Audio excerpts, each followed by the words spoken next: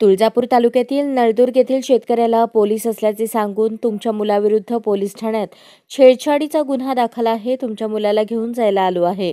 प्रकरण मिटवायचं असेल तर 50,000 द्या अशी मागणी तोतया पोलिसांनी केल्याची घटना उघडकीस आली असून तोतया पोलिसांवर नळदुर्ग पोलीस ठाण्यात गुन्हा दाखल करण्यात आला आहे.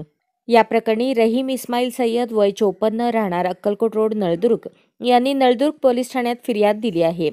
जुनैद हबीबुद्दीन चंदा राहणार सोलापूर आणि मुनीर रियाज रंगरेज राहणार कुंभारी दक्षिण सोलापूर अशी गुन्हा दाखल झालेल्या तोतया पोलिसांची नावे आहेत. ही घटना बुधवार 12 जून रोजी सायंकाळी 4:30च्या सुमारास फिर्यादीच्या नळदुर्ग येथील शेतात घडली. पोलिसांनी दिलेल्या माहितीनुसार फिर्यादी रहीम इस्माईल सय्यद व त्यांचा मुलगा ताजोद्दीन सय्यद शेतात पत्राशेडचे काम करत असताना वरील दोन्ही आरोपी त्यांच्या शेतात आले आणि आम्ही जेलरोड पोलीस ठाणे येथून आले असून त्यातील जुनैद चंदा या व्यक्तीने पोलीस असल्याचे सांगितले व मोबाईलवर फिर्यादीचा भाचा नवाज सय्यद याचा फोटो दाखवला आणि दुसरा आरोपी मुनीर रंगरेज यांच्या भाचीला रमजान महिन्यात तुमच्या भाच्याने छेडछाड केली, त्याच्यावर जेलरोड पोलीस ठाण्यात गुन्हा दाखल आहे. आम्ही त्याला घेऊन जाण्यासाठी आलो आहोत. तो कोठे आहे असे विचारले. यातील आरोपी जुनैद शेख याने हे प्रकरण मिटवायचे असेल तर 50,000 रुपये द्यावे लागतील अशी मागणी केल्यानंतर फिर्यादीने त्यांना ओळखपत्र मागितले.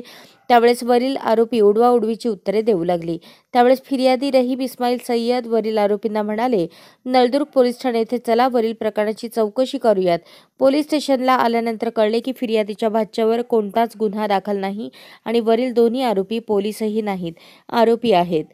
जुनैद हबीबुद्दीन चंदा आणि मुनीर रियाज रंगरेज यांनी खोटे बोलून 50,000 रुपयांच्या खंडणीची मागणी करून तसेच भाच्याला घेऊन जाण्याची धमकी दिली म्हणून वरील आरोपीवर योग्य ती कारवाई करावी असे फिर्यादीत नमूद आहेत.